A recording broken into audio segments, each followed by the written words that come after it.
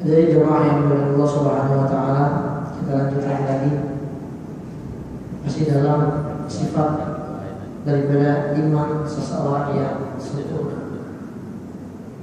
Wa anhu ay an Abdullah bin Amr anna rajulan sa'ala Nabi sallallahu alaihi wasallam.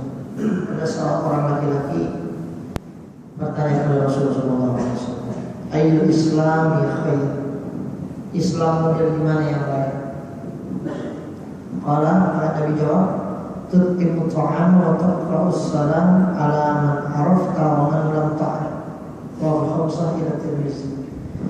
Jadi kata Rasul, Islam yang baik itu adalah engkau beri makan. Jadi suka ngasih makan orang. Jadi antara ulama-ulama kita ada yang punya wirid dan dia itu ngasih makan orang. Ada yang begitu, macam-macam. Ada yang wiridnya ngajarin baca Quran.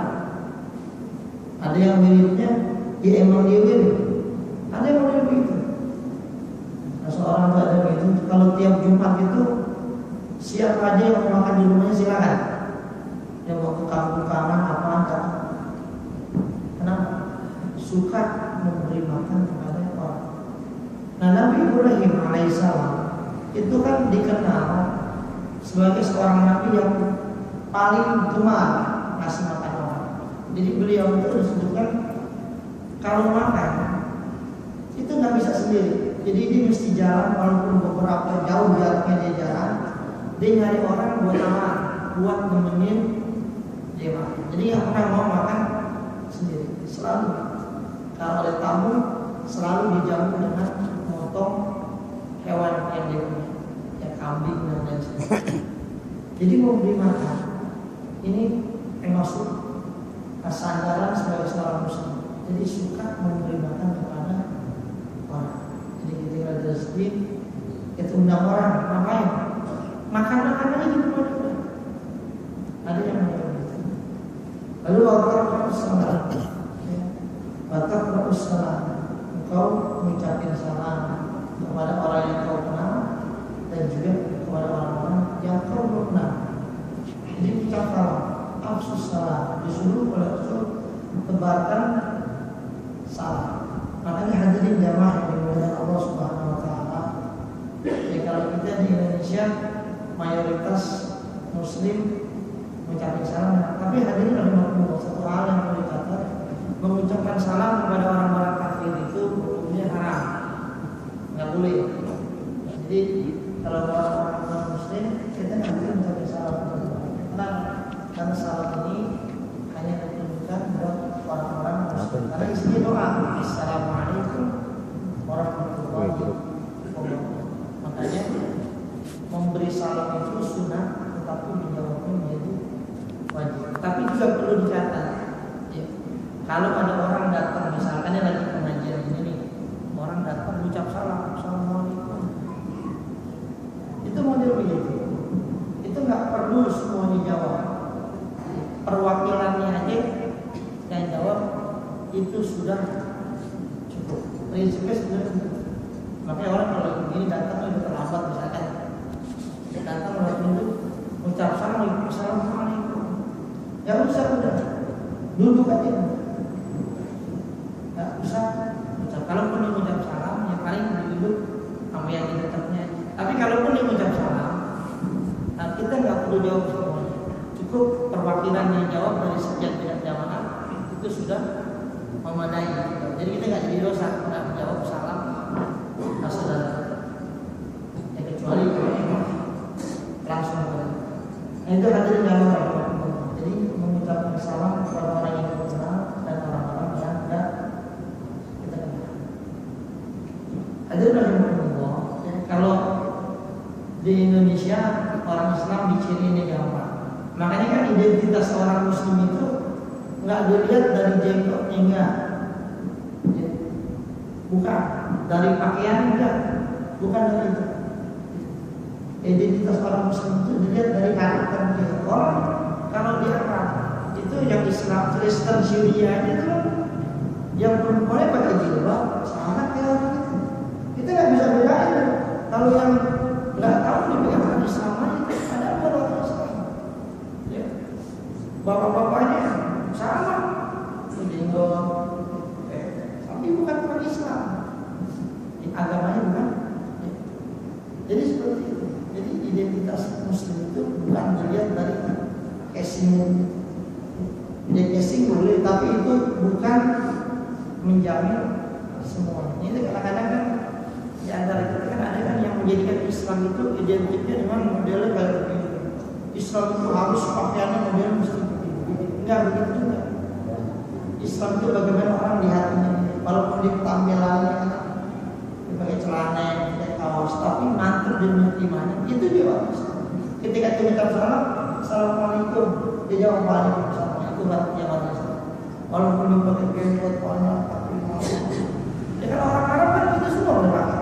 Nah kalau kita ke Arab begitu, kadang-kadang pernah sudah ada satu tempat ada orang yang itu tokoh ahli pakar pertanian, belon jalan itu yang orang agama Sikh.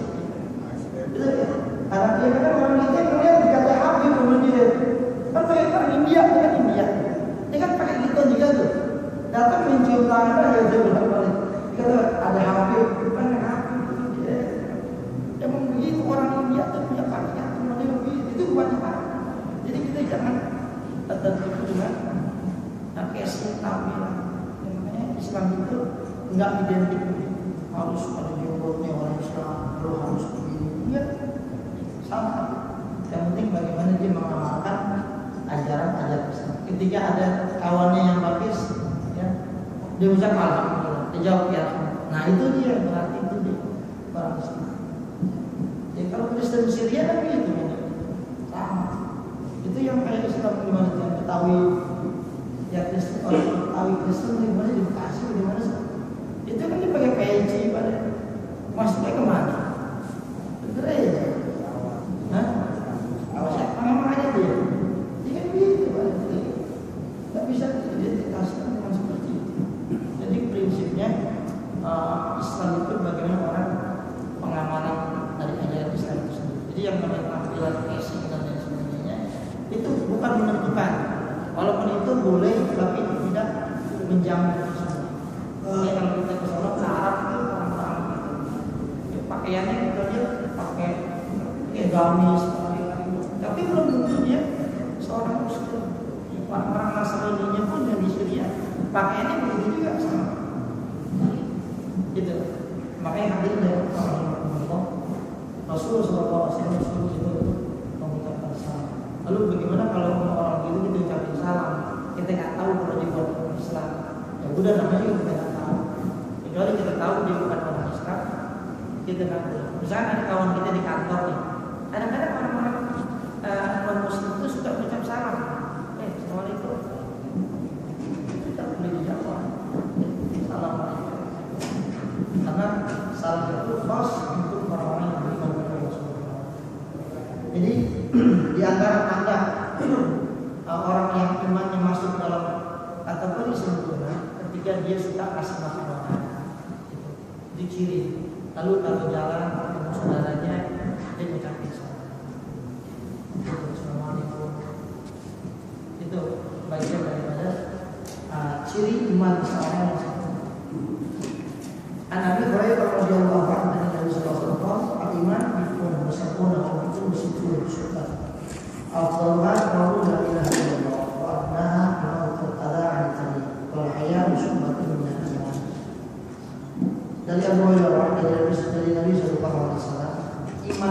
ada 70 lebih atau 60 lebih cabang.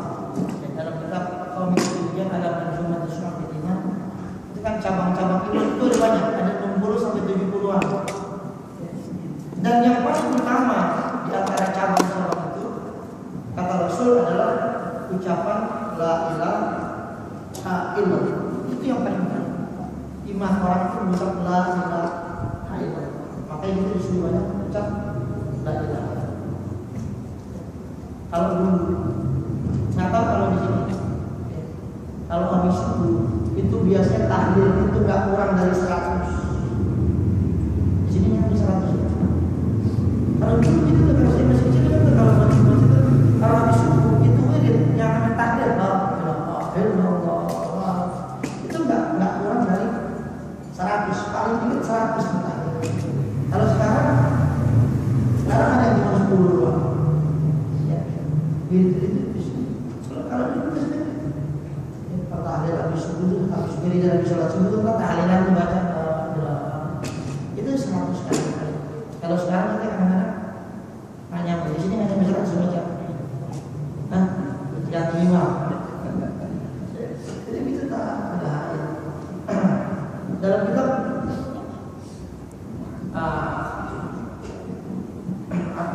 itu disebut ya, yang namanya kuburan. Ya, kuburan itu kan tempat tinggal kita nanti, tempat tinggal kita nanti itu kuburan. Bakalan kita mati, kita masuk kuburan sampai kapan? Sampai hari kiamat kita ada di kuburan. Dalam dakwah Al-Ahwad fi dzikr dan Al itu kan kuburan itu kan dia itu berseru pada orang-orang. Kuburan, ya kuburan sebenarnya bisa ngomong gitu. Lalu dia bisa mudawamah terus-terusan menjalankan. Cobain rasain bangun malam selama 40 malam. Jangan berhenti 40 malam. Terus maka kita akan merasakan manfaat dari bangun. Makanya hadirin rahimakumullah, waktu yang paling nikmat itu memang sepertiga akhir. Udaranya juga enak, sejuk, suasananya juga beda.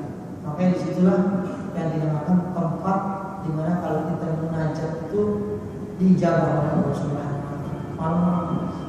Makanya kalau ngaji pagi-pagi enak, segar, kita masih fresh. Kenapa? Pikiran kita belum banyak, masih bangun tidur, belum kerjain apa-apa, baca Quran, dan ngaji enak. Tapi kalau ngaji kadang-kadang habis maghrib, habis isya, kadang-kadang kita habis ngapain, kerja, capek. Kadang-kadang otak kita itu udah banyak masalah, udah punya. Makanya kalau ditanya kadang-kadang, makanya saya itu kalau ngaji dulu saya subuh. Jadi kalau saya habis subuh datang ke rumah kiai ngaji setiap subuh. Dulu pernah ngaji habis asar kan enak, kadang ngantuk, soalnya capek, udah sore baru ngaji, mata tuh capek. Kadang-kadang guru kita jelasin kita tidur. Untung gurunya sabar, ngaji berdua doang. Kalau saya gurunya saya cerahin kopi yang enak kan tidur jelasin. Tapi kalau gurunya sabar, kalau jelasin kan. Karena kita tidur, mata kita udah menerangkan juga. Tapi itu kiai jelasin aja kan. Nggak menjadi nih muridnya tidur. Tapi kalau pagi kita enak, karena kita habis tidur, bangun segala. Makanya ilmu rahimahullah itu bangun malam itu bisa menjadi penerang. Lalu kemudian kuburan itu semuanya tanah, nggak ada kuburan yang dipeluk, yang dikeramik. Baik itu rumah yang terbuat dari tanah. Nah kita kata kubur pakai firas, bawa kalau mati bawa kasur. Jadi kita kalau tidur nanti tidurannya nggak di tanah kan enak lengket. Maksudnya apa bawa kasur? Yang dimaksud bawa kasur itu kalau mati suruh perbanyak amal soleh yang berkumpul. Karena amal soleh itulah kelak yang akan menyebabkan kita itu punya kasur. Wa furusun marfu'ah, kasur-kasur yang tinggi.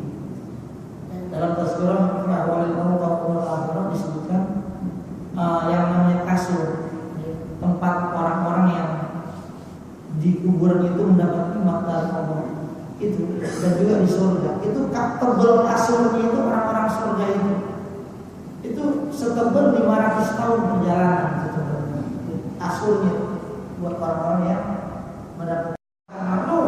Nengok ke bawah kata makhluk, maka anggaplah dirimu binatang. Kenapa? Karena binatang itu nggak pernah punya makhluk. Itu hanya makanya Nabi Daud alaihissalam dalam riwayat itu ketika dia mohon doa dan doanya dikabul oleh Allah Subhanahu Wa Taala, permohonannya, minta maafnya, minta ampunnya diterima oleh Allah, itu kan Nabi Daud itu nggak pernah nengok ke atas seumur hidupnya.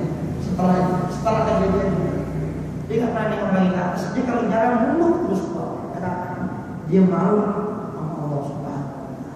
Jadi kalau jalan muluk, tadinya nggak begitu. Di dalam riwayat itu, ketika dia minta diuji dengan ujian yang berbeda, diujikan kepada orang-orang sebelumnya. Akhirnya diuji sama Allah. Dia dibuat namanya bini salah seorang panglima perangnya dia, kan dia raja. Sampai kemudian akhirnya dia mau ambil bininya dengan cara lakinya disuruh perang yang jauh. Sampai kemudian datang dua orang yang tadi berseteru masalah kambing. Yang satu punya kambing 11, yang satu punya kambing 1. Kata yang punya kambing 1, uang saja, ini saudara saya ini uang tan, dia udah punya kambing 11, masa kambing saya yang cuma 1 mau diambil juga? Akhirnya domelin Nabi Daud, ente gimana sih? Kambing itu ada 11, masa teman ente ini yang kambing cuma 1 ente mau ambil juga? Serahkan kan? Akhirnya dibalikin. Apa bedanya saya dengan tuan raja? Tuan raja kan juga begitu. Tuan raja udah punya bini 11, tapi masih mau ambil bini orang juga ya cuma. Itu Nabi Daud pas begitu langsung kaget. Ternyata itu orang bukan manusia, itu adalah malaikat yang Allah. Akhirnya Nabi Daud minta ampun sama Allah. Lalu kemudian diterima ampunnya, permohonan maafnya. Cuman setelah itu dia nggak mau lagi melihat. Jadi kalau jalan menunggu, dia malu sama Allah. Jadi itu malu. Kita kan sekarang pakaiannya tidak kayak begitu.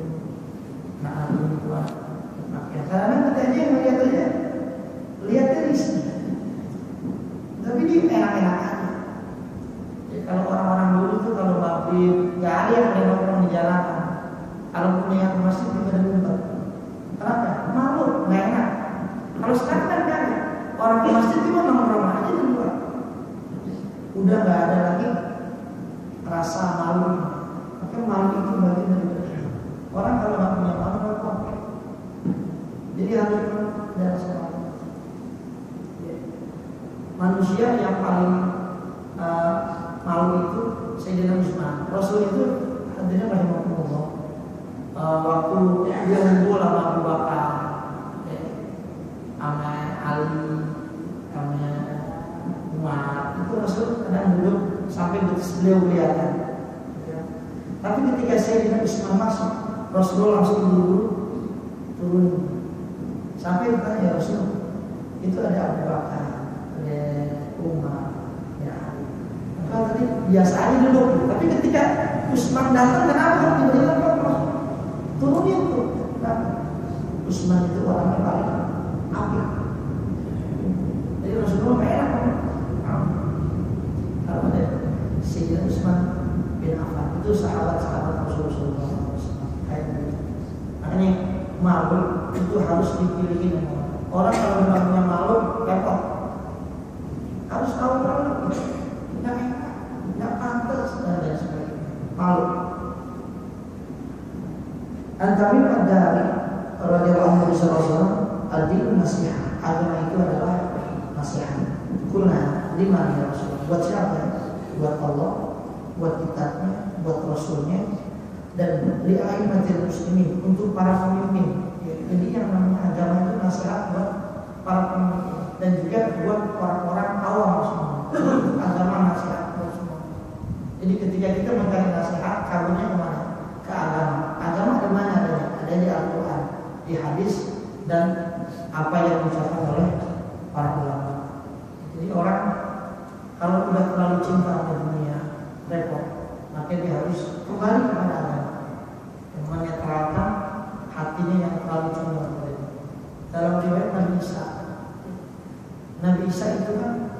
Pernah satu saat dia lagi berjalan mengembara. Nabi Isa nggak punya rumah. Nabi yang paling miskin itu Nabi Isa. Nggak punya rumah tetap dia. Dia jalan, lalu kemudian dia bawa roti. Di tengah jalan ada orang Yahudi.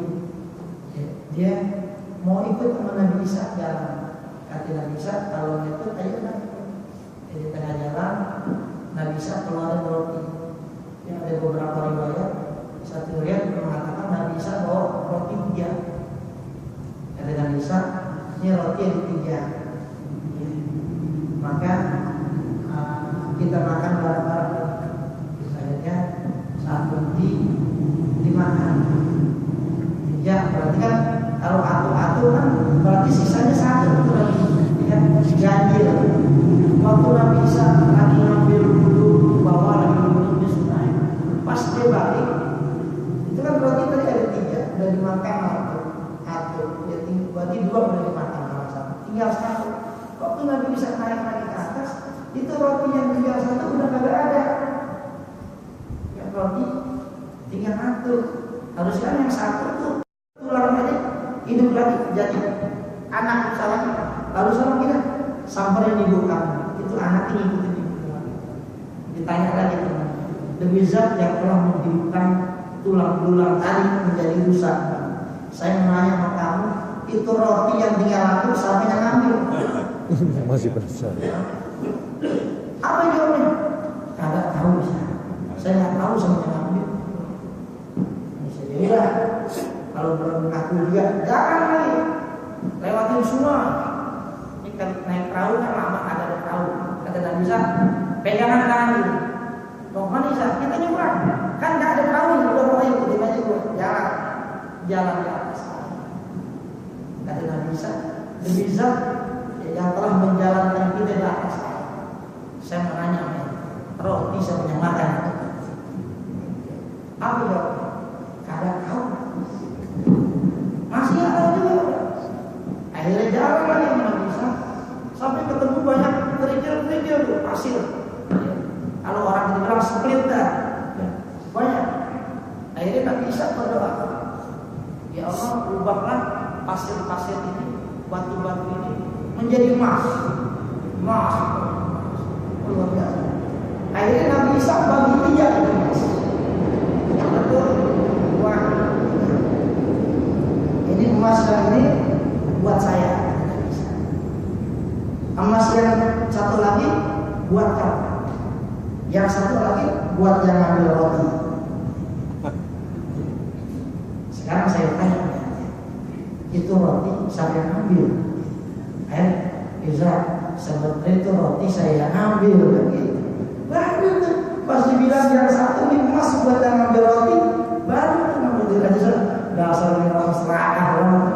Kata Nabi Isa, udah itu emas semuanya yang ambil, buat tuh semua makin gila. Ditinggal sama Nabi Isa. Ya, ditinggal aja Nabi Isa, makan itu semua. Ya, 3 bagian dikasih ke dia semua. Emang Nabi Isa tahu dia orang rakus sebenarnya. Dimana orang kalau yang namanya dunia rakus, nggak ada bisa-bisa. Udah korupsi orang, apa aja yang berkorupsi. Itu kata. Sampai kemudian datang 3 orang perampok. Mau dirampok, dia terkenal semua